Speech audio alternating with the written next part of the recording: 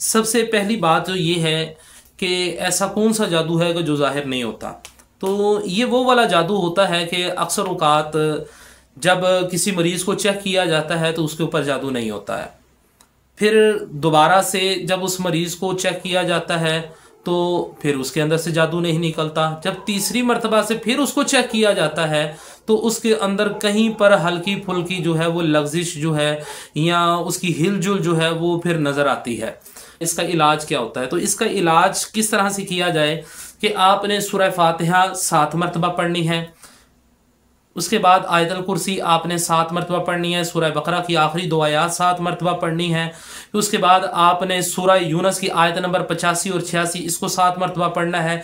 फिर आपने सूरह मुमिनून की आखिरी 4 आयात को इनको 7 मरतबा पढ़ना है। फिर आपने आखिरी 3 कुल जो हैं इनको आपने 7 7 मरतबा पढ़ना है। पानी के ऊपर दम करना है, सुबह और शाम 2 टाइम आपने इसका पानी पीना भी है, दम भी करके इसके ऊपर दम भी करना है पीना, और अपने मुंह के ऊपर छींटे भी लगाने हैं। घर में भी छींटे लगाएं तो इंशाल्लाह जितना मर्जी पुराना ये छुपा हुआ भी अमल है तो वो खत्म हो जाएगा।